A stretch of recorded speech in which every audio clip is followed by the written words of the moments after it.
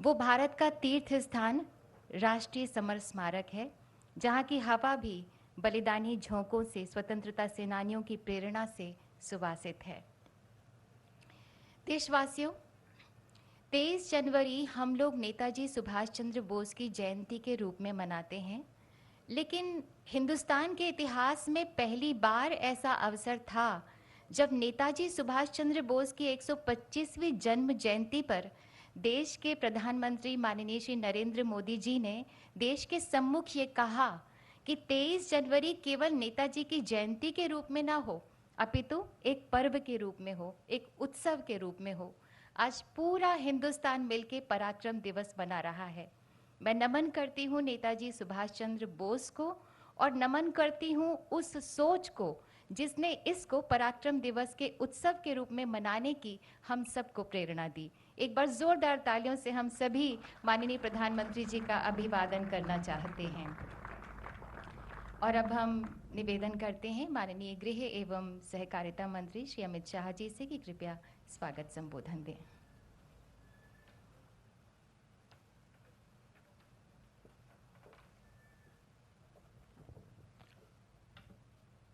आज के इस महत्वपूर्ण कार्यक्रम में मंच पर उपस्थित आदरणीय देश के लोकप्रिय प्रधानमंत्री श्रीमान नरेंद्र मोदी जी, देश के शहरी विकास मंत्री भाई हरदीप सिंह पुरी जी, आज उपस्थित सभी भाइयों बहनों और टीवी और ऑनलाइन जुड़े हुए देश के सभी भाइयों बहनों को नमस्कार।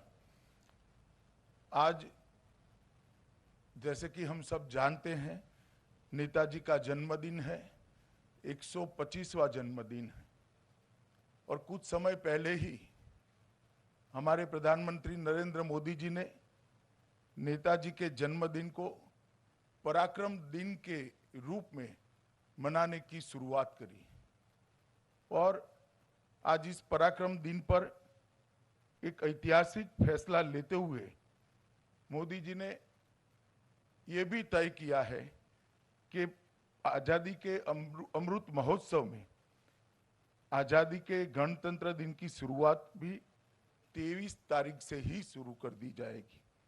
मित्रों, नेताजी की 125वीं जयंती को मनाने के हिस्से के रूप में इंडिया गेट के इसी स्थान पर नेताजी सुभाष चंद्र बोस की एक भव्य प्रतिमा लगाने का एक निर्णय देश के प्रधानमंत्री जी ने लिया है। नेताजी की प्रतिमा यही मार्ग पर देश की आने वाली पीढ़ियों को अनेक सालों तक, अनेक युगों तक पराक्रम, देशभक्ति और बलिदान की प्रेरणा देगी, क्योंकि ये सिर्फ ग्रेनाइट से बनी हुई प्रतिमा नहीं होगी।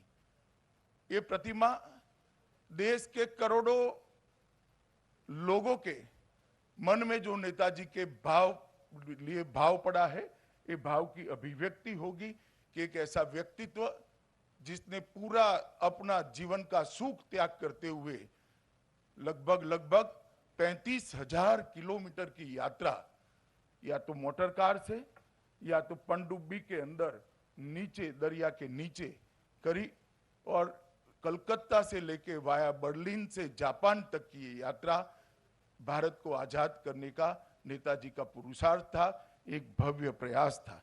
इसका प्रतीक ये प्रतिमा होगी। जब तक ये प्रतिमा लगेगी तब तक होलोग्राम से कुछ ही समय के बाद हम यहाँ पर नेताजी की प्रतिमा की प्रतिकृति देखेंगे और आज पूरे देश के करोड़ों लोगों को मन को शांति मिलेगी कि नेताजी का जिस प्रकार का योगदान आजादी के संघर्ष के लिए रहा, आजादी के आंदोलन के लिए रहा, वो उसका सम्मान करने का काम देश के प्रधानमंत्री नरेंद्र मोदी जी ने इतने सालों के बाद किया है और ये प्रतिमा इसका प्रतीक बनकर रहने वाली है। चलो दिल्ली का नारा आज भी युवाओं को चेतना और ऊर्जा प्रदान करता है।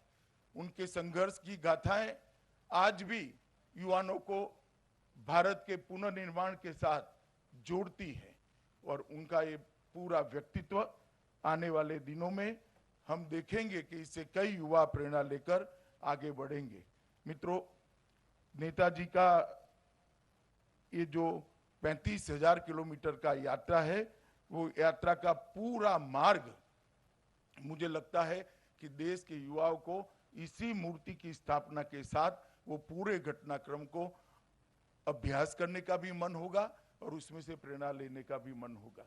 कई सालों तक देश के अंदर जिन्होंने आजादी के संघर्ष के अंदर, आजादी के आंदोलन के अंदर जिन्होंने बड़ा पराक्रम किया है, बड़ा योगदान दिया, इन लोगों को नाम को भुलाने का प्रयास किया गया।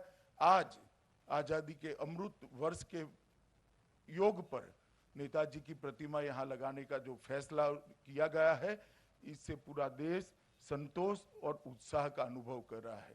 मित्रों, जब ये प्रतिमा यहां पर लग जाएगी तब इतिहास को भी अपने प्यारे बेटे को यहां देखकर बहुत संतोष होगा, ऐसा मेरा मानना है। मैं हम सब की ओर से, पूरे देश की ओर से इस फैसले को, प्रधानमंत्री जी को इस फैसले लेने के लिए बहुत बहुत धन्यवाद ज्ञापित करता हूं। मित्रों, प्रधानमंत्री जी ने एक और बड़ा निर्णय किया है कि देश के अंदर जो नेताजी के नाम से एक पुरस्कार चालू किया है और ये पुरस्कार भी आज यहाँ पर सुभाष चंद्र बोस आपदा प्रबंधन पुरस्कार भी यहाँ पर दिए जाएंगे। वर्ष 19, वर्ष 20 और वर्ष 21 और 22 के सुभाष चंद्र बोस आपदा प्रबंधन पुरस्कार भी यहाँ पर दिए जाएंगे। इससे आपदा प्रबंधन के क्षेत्र में काम करने वाले सभी लोगों को सुभाष चंद्र बोस के नाम से साथ जुड़े हुए पुरस्कार हमेशा आपदा प्रबंधन के क्षेत्र में उत्कृष्ट कामगिरी करने के लिए प्रेरित करते रहेंगे।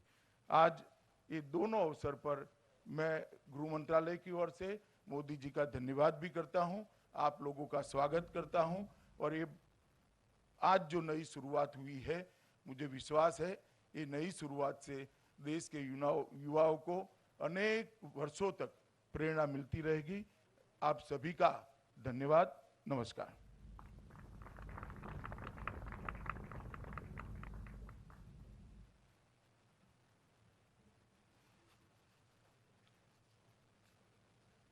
बहुत बहुत धन्यवाद माननीय आपका। नेताजी सुभाष चंद्र बोस ने कहा था कि अंतिम विजय हमारी ही होगी। हमारे मरने से अगर भारत जी उठे तो हमें हंसते हंसते मर जाना चाहिए। भारत माँ के वीर सपूत नेताजी सुभाष चंद्र बोस सूर्य पुत्र थे, जिनकी चिंगारी से हर भारतीय के हृदय में स्वतंत्रता की मशाल जला करती थी। दुश्मन भी थर्राया करते थे, उनके जय हिंद के नारे में वो शक्ति हुआ करती थी। आज़ाद हिंद फौज का वो प्रेरणा गीत कदम कदम बढ़ाए जा आज भी हमारे रोंगटे खड़े कर देता है।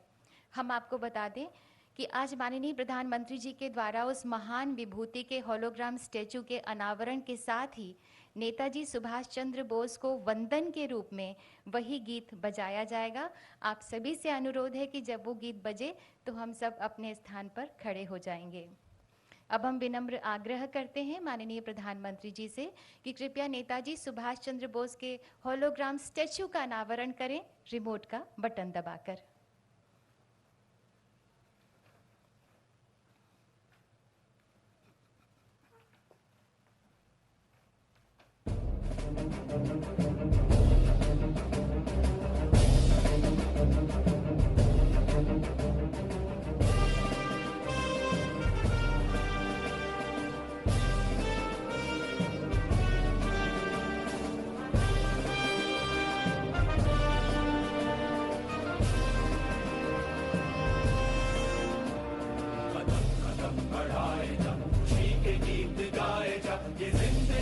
कौम की तो कौम पे लुटाए जा, कदम कदम बढ़ाए जा, खुशी के गीत गाए जा। ये जिंदगी है कौम की तो कौम पे लुटाए जा।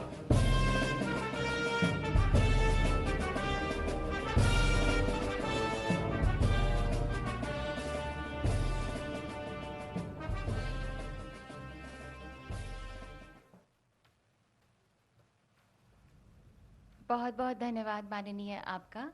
नेताजी सुभाष चंद्र बोस की प्रेरणा से पराक्रमी भारत न पराजित हुआ है, न झुका है, न रुका है। माननीय प्रधानमंत्री जी कहते हैं कि हमें बलिदानियों, स्वतंत्रता सेनानियों की तरह देश के लिए मरने का अवसर चाहे न मिला हो, लेकिन हम देश के लिए जीकर तो दिखा सकते हैं। आज उन व्यक्तियों या संगठनों को पुरस्कृत किया जाएगा जो आपदाओं के कारण मानव पीड़ा को कम करने के लिए निस्वार्थ भाव से परिश्रम पूर्वक काम कर रहे हैं। हम माननीय प्रधानमंत्री जी से विनम्र अनुनय करते हैं कि कृपया सुभाष चंद्र बोस आपदा प्रबंधन पुरस्कार अपने कर कमलों द्वारा प्रदान करें। 2019 के लिए ये पुरस्कार दिया जा रहा है 8वीं बटालियन एनडीआरएफ। पुरस्कार ग्रहण कर रहे हैं श्री पीके तिवारी। 8वीं बटालियन एनडीआरएफ ने 2009 से 2018 तक 310 से ज्यादा आपदा बचाव अभियान के जरिए 14,465 मानव जीवन की रक्षा की, 10 लाख लोगों को कैपेसिटी बिल्डिंग, अवेयरनेस तथा ट्रेनिंग प्रोग्राम से जोड़ा। 2020 के लिए ये पुरस्कार दिया जा रहा है श्री के.एम. सिंह, पूर्व डीजी सीआईएसएफ। आपने 3 टियर डिजास्टर रिस्पांस मैकेनिज्म के निर्माण की नींव रखी। आपदा प्रबंधन के सभी चरणों में सिविल डिफेंस के एक्टिव पार्टिसिपेशन की परिकल्पना को भी आपने प्रतिपादित किया।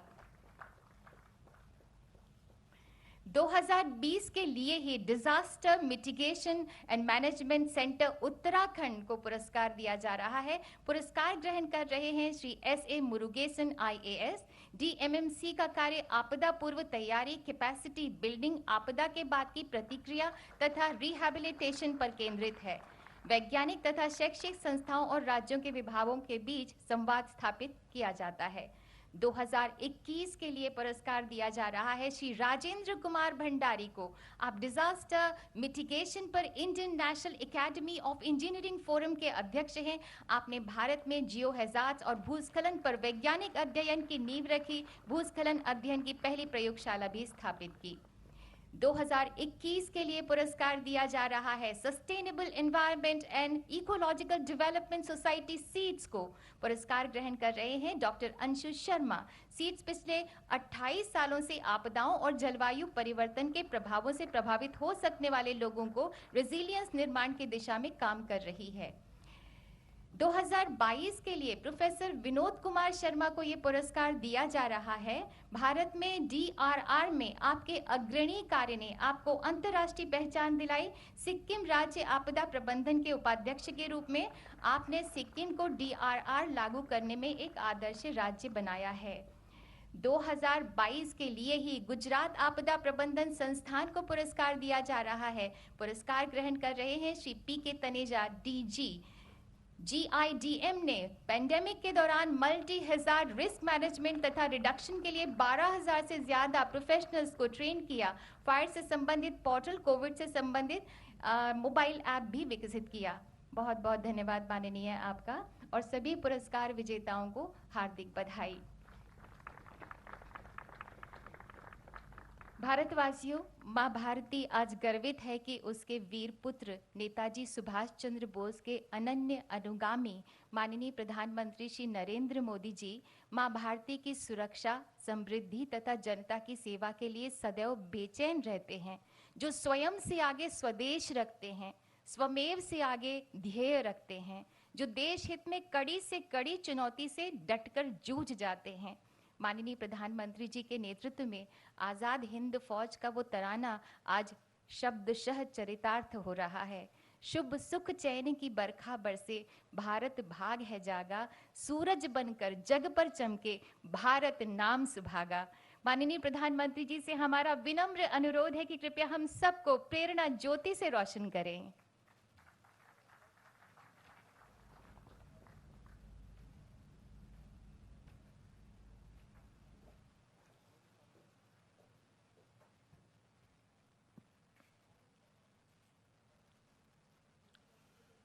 इस ऐतिहासिक कार्यक्रम में उपस्थित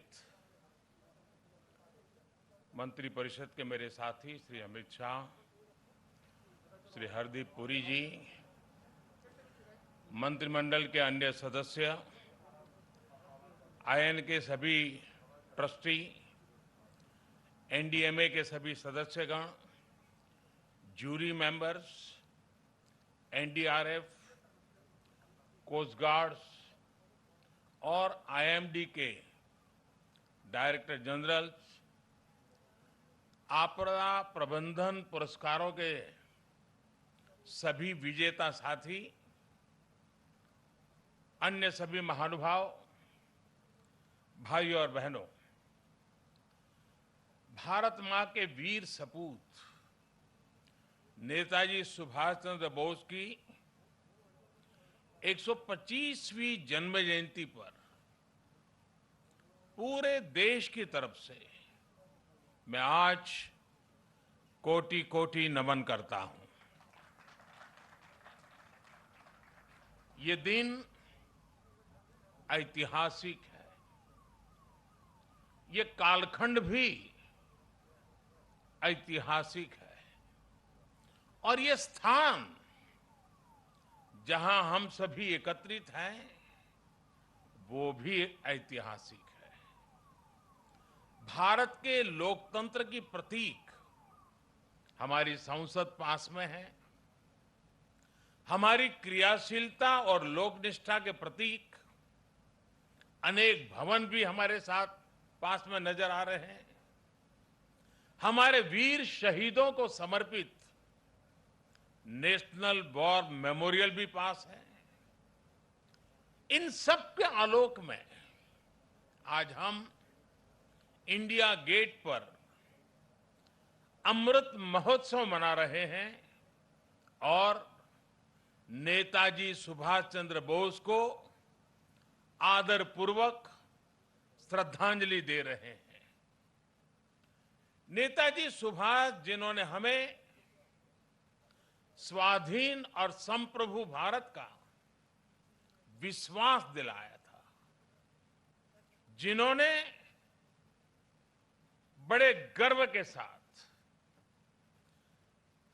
बड़े आत्मविश्वास के साथ, बड़े साहस के साथ अंग्रेजी सत्ता के सामने कहा था, मैं स्वतंत्रता की भीख नहीं लूंगा, मैं स्वतंत्रता की भीख नहीं लूंगा, मैं इसे हासिल करूंगा। जिन्होंने भारत की धरती पर पहली आजाद सरकार को स्थापित किया था, हमारे उन नेताजी की भव्य प्रतिमा आज डिजिटल स्वरूप में इंडिया गेट के समीप स्थापित हो रही है। जल्द ही इस होलोग्राम प्रतिमा के स्थान पर ग्रेनाइट की विशाल प्रतिमा भी लगेगी। ये प्रतिमा आजादी के महानायक को कृतज्ञ राष्ट्र की श्रद्धांजलि है। नेताजी सुभाष की ये प्रतिमा हमारी लोकतांत्रिक संस्थाओं को, हमारे पीढ़ियों को राष्ट्रीय कर्तव्य का बोध कराएगी, आने वाली पीढ़ियों को, वर्तमान पीढ़ी को निरंतर प्रेरणा देती रहेगी। साथियों, पिछले साल से देश ने नेताजी की जयंती को पराक्रम दिवस के रूप में मनाना शुरू किया है। आज पराक्रम दिवस के अवसर पर सुभाष चंद्र बोस आपदा प्रबंधन पुरस्कार भी दिए गए हैं। नेताजी के जीवन से प्रेरणा लेकर ही इन पुरस्कारों को देने की घोषणा की गई थी। साल 2019 से 2022 तक उस समय के सभी विजेताओं, सभी व्यक्तियों, सभी संस्थाओं को जिन्हें आज सम्मान का अवसर मिला है, उन सबको भी मैं बहुत बहुत बधाई देता हूं। साथियों, हमारे देश में आपदा प्रबंधन को लेकर जिस तरह का रवैया रहा था, उस पर एक कहावत बहुत सटीक बैठती है, जब प्यास लगी तो कुआं खोदना। और जिस मैं काशी क्षेत्र से आता हूं, वहां तो एक और भी कहावत है। वो कहते हैं, भोज गड़ी कोहड़ा रोपे, यानी जब भोज का समय आ गया तो कोहड़े की सब्जी उगाने लगना।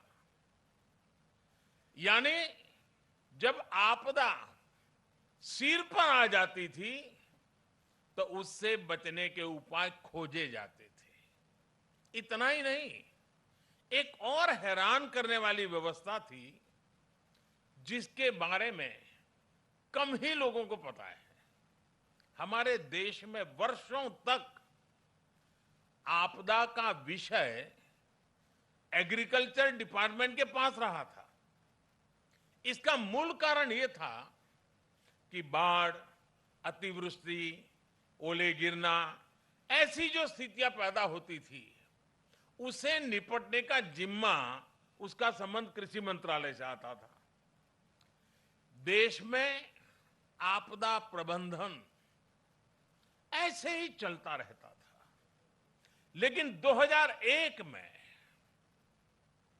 गुजरात में भूकंप आने के बाद जो कुछ हुआ, देश को नए सिरे से सोचने के लिए मजबूर किया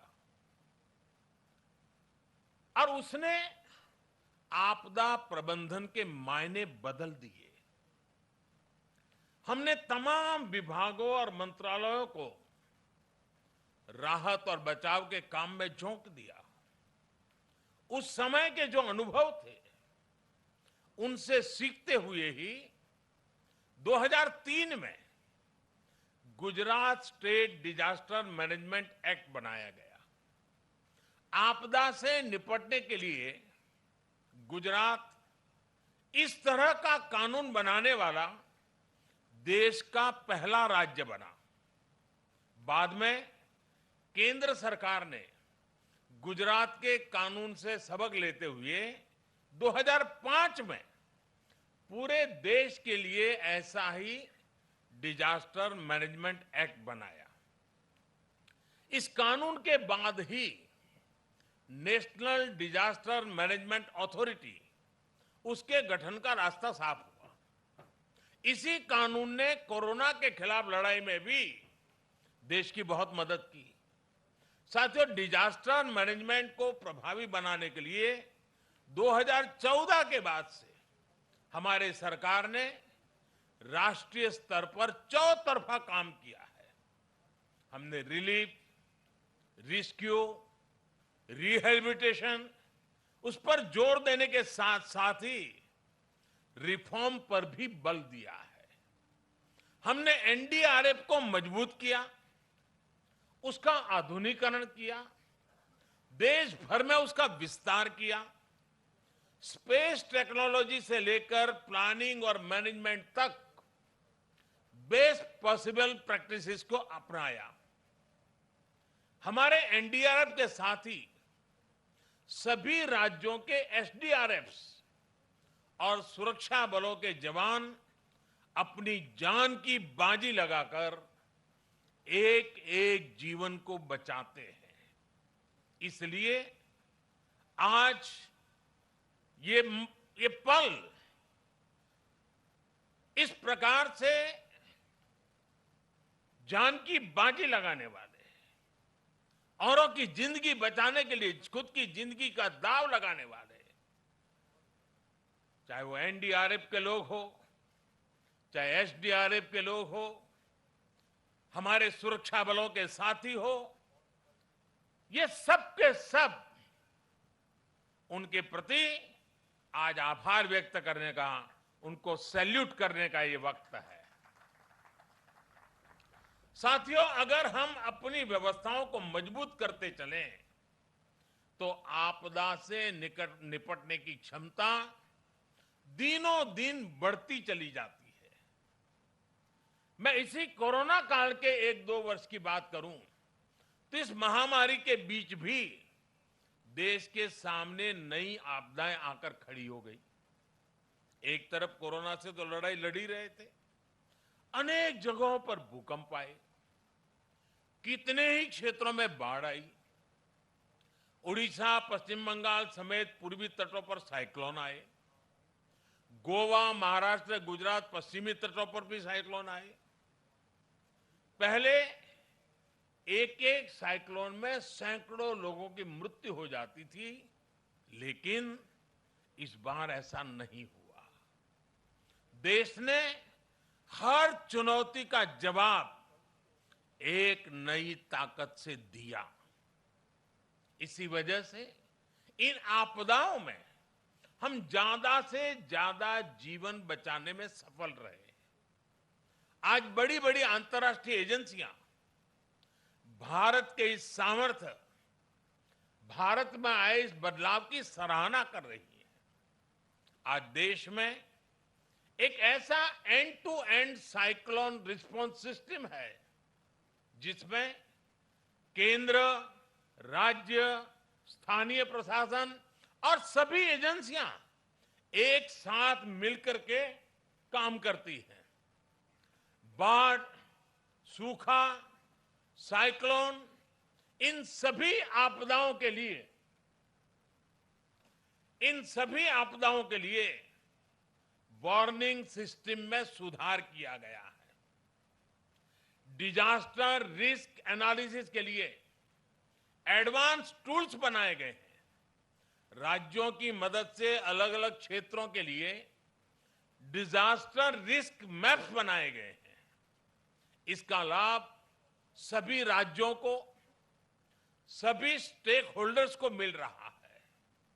और सबसे महत्वपूर्ण, डिजास्टर मैनेजमेंट, आपदा प्रबंधन आज देश में जन भागीदारी और जन विश्वास का विषय बन गया है।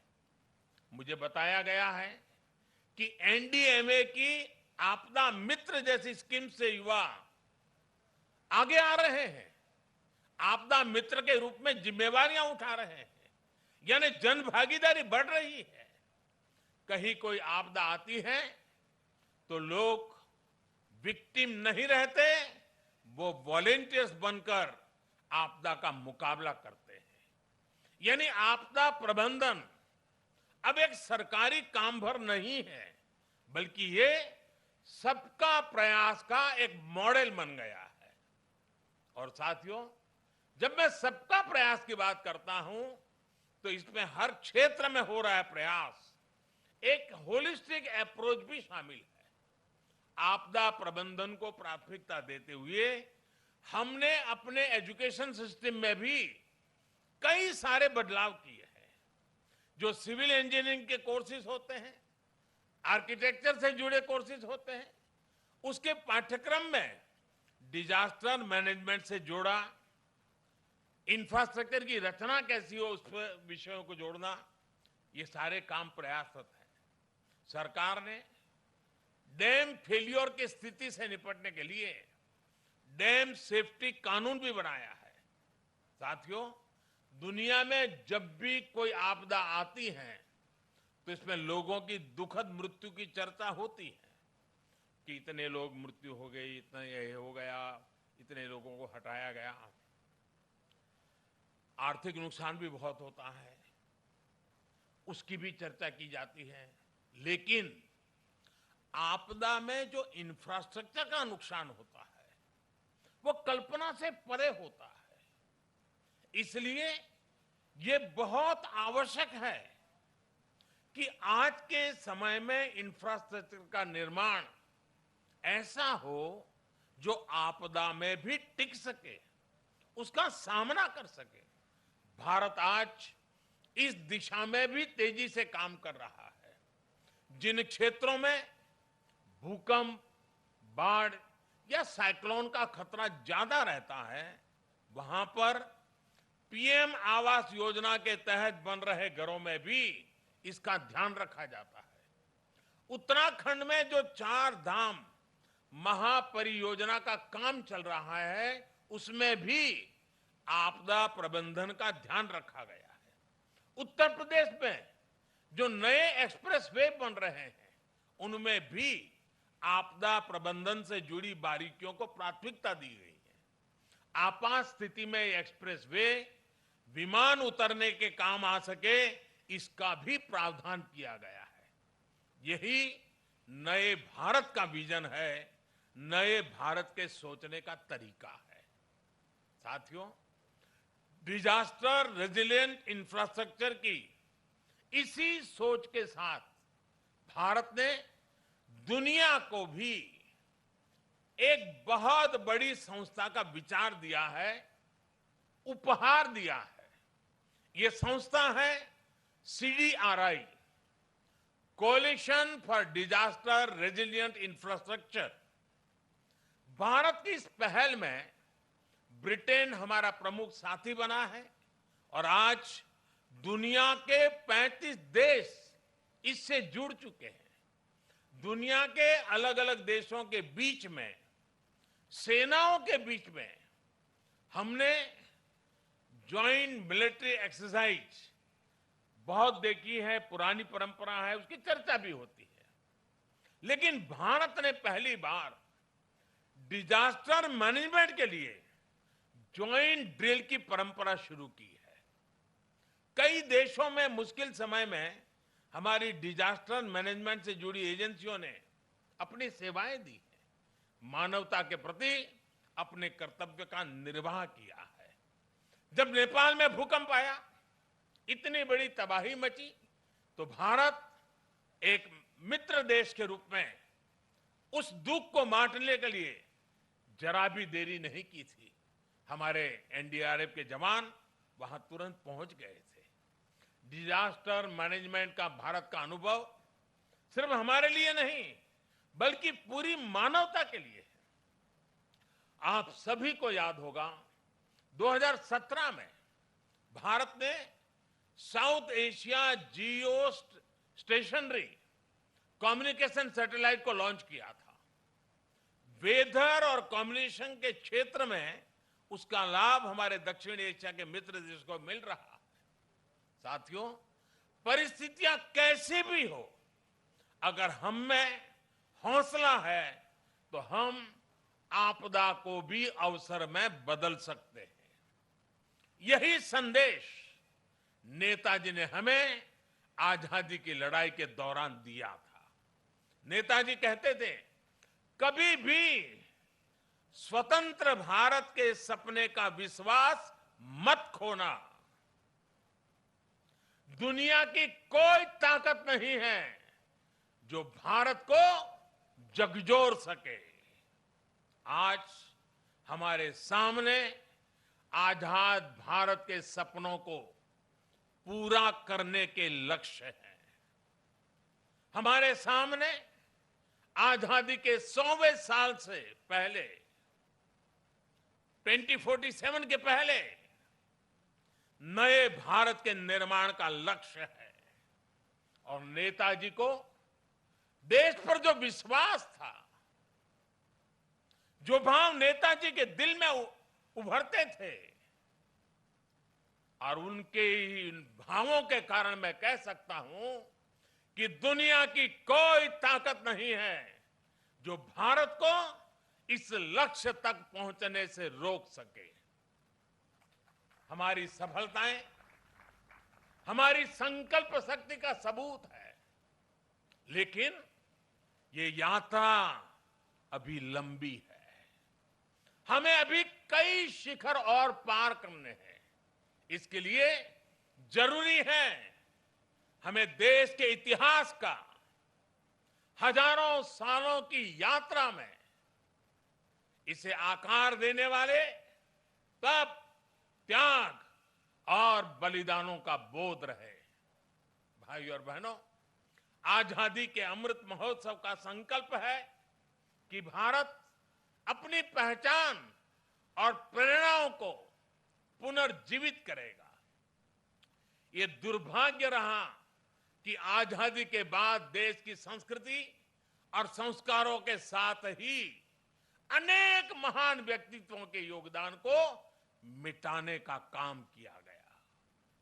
स्वाधीनता संग्राम में लाखों लाख देशवासियों की तपस्या शामिल थी, लेकिन उनके इतिहास को भी सीमित करने की कोशिश हुई। लेकिन आज आजादी के दशकों बाद देश उन गलतियों को डंके की चोट पर सुधार रहा है, ठीक कर रहा है। आप देखिए, बाबा साहब आंबेडकर से जुड़े पंच तीर्थों को देश उनकी गरिमा के अनुरूप विकसित कर रहा है। स्टैच्यू ऑफ यूनिटी आज पूरी दुनिया में सरदार वल्लभ भाई पटेल के यशगान की तीर्थ बन गई है। भगवान बिरसा मुंडा की जयंती को जनजातीय गौरव दिवस के रूप में मनाने की शुरुआत भी हम सब ने कर दी है। आदिवासी समाज के योगदान और इतिहास को सामने लाने के लिए अलग अलग राज्यों में आदिवासी म्यूजियम्स बनाए जा रहे हैं और नेताजी सुभाष चंद्र बोस के जीवन से जुड़ी हर विरासत को भी देश पूरे गौरव से संजो रहा है। नेताजी द्वारा अंडमान में तिरंगा लहराने की 75वीं वर्षगांठ पर अंडमान के एक द्वीप का नाम उनके नाम पर रखा गया है। अभी दिसंबर में ही अंडमान में एक विशेष संकल्प स्मारक नेताजी सुभाष चंद्र बोस के लिए समर्पित की गई है। ये स्मारक नेताजी के साथ साथ इंडियन नेशनल आर्मी के उन जवानों के लिए भी एक श्रद्धांजलि है जिन्होंने आजादी के लिए अपना सर्वस्व न्योछावर कर दिया था। ये मेरा सौभाग्य है कि पिछले वर्ष आज के ही दिन मुझे कोलकाता में नेताजी के पैतृक आवास भी जाने का अवसर मिला था। जिस प्रकार से वो कोलकाता से निकले थे, जिस कमरे में बैठकर वो पढ़ते थे, उनके घर की सीढ़ियां, उनके घर की दीवारें, उनके दर्शन करना, वो अनुभव शब्दों से परे है। साथियों, मैं 21 अक्टूबर 2018 का वो दिन भी नहीं भूल सकता जब आजाद हिंद सरकार के 75 वर्ष हुए थे। लाल किले में हुए विशेष समारोह में मैंने आजाद हिंद की कैप पहनकर तिरंगा फहराया था। वो पल अद्भुत था, वो पल अविस्मरणीय है। मुझे खुशी है कि लाल किले में ही आजाद हिंद फौज से जुड़े एक स्मारक पर भी काम किया जा रहा है।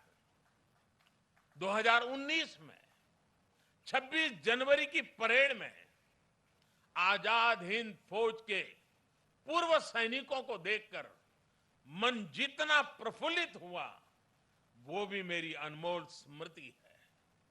और इससे भी मैं अपना सौभाग्य मानता हूं कि हमारी सरकार को नेताजी से जुड़ी फाइलों को सार्वजनिक करने का अवसर मिला। साथियों, नेताजी सुभाष कुछ ठान लेते थे तो फिर उन्हें कोई ताकत रोक नहीं सकती थी। हमें नेताजी सुभाष की can do, will do spirit से प्रेरणा लेते हुए आगे बढ़ना है। वो ये जानते थे, तभी ये बात हमेशा कहते थे, भारत में राष्ट्रवाद ने ऐसी सृजनात्मक शक्ति का संचार किया है जो सदियों से लोगों के अंदर सोई पड़ी थी। हमें राष्ट्रवाद भी जिंदा रखना है, हमें सृजन भी करना है और राष्ट्र चेतना को जागृत भी रखना है। मुझे विश्वास है कि हम मिलकर भारत को नेताजी सुभाष के सपनों का भारत बनाने में सफल होंगे। आप सभी को एक बार फिर पराक्रम दिवस की बहुत बहुत शुभकामनाएं देता हूं और मैं आज एनडीआरएफ, एसडीआरएफ के लोगों को भी विशेष रूप से बधाई देता हूं, क्योंकि बहुत छोटे कालखंड में उन्होंने अपनी एक पहचान बना दी है। आज कहीं पर भी आपदा हो या आपदा के संबंधित संभावनाओं की खबरें हो साइक्लोन जैसी, और जब एनडीआरएफ के जवान यूनिफॉर्म में दिखते हैं, सामान्य मानवी को एक भरोसा हो जाता है कि अब मदद पहुंच गई। इतने कम समय में किसी संस्था और इसके यूनिफॉर्म की पहचान बनना, यानी जैसे हमारे देश में कोई तकलीफ हो और सेना के जवान आ जाएं, तो सामान्य मानवी को संतोष हो जाता है, भाई बस अब ये लोग आ गए हैं। वैसा ही आज एनडीआरएफ और एसडीआरएफ के जवानों ने अपने पराक्रम से ये करके दिखाया है। मैं पराक्रम दिवस पर नेताजी का स्मरण करते हुए मैं एनडीआरएफ के जवानों को, एसडीआरएफ के जवानों को, उन्होंने जिस काम को जिस करुणा और संवेदनशीलता के साथ उठाया है, बहुत बहुत बधाई देता हूं, उनका अभिनंदन करता हूं। मैं जानता हूं इस आपदा प्रबंधन के काम में इस क्षेत्र में काम करने वाले कईयों ने अपने जीवन भी बलिदान दिए हैं। मैं आज ऐसे जवानों को भी श्रद्धांजलि देता हूं जिन्होंने किसी की जिंदगी बचाने के लिए अपनी जिंदगी दांव पर लगा दी थी। ऐसे सबको मैं आदरपूर्वक नमन करते हुए मैं आप सबको भी आज पराक्रम दिवस की अनेक अनेक शुभकामनाएं देते हुए मेरी वाणी को विराम देता हूं। बहुत बहुत धन्यवाद।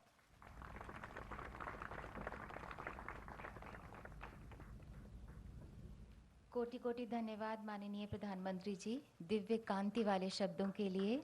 बहुत बहुत आभार माननीय प्रधानमंत्री जी आपका।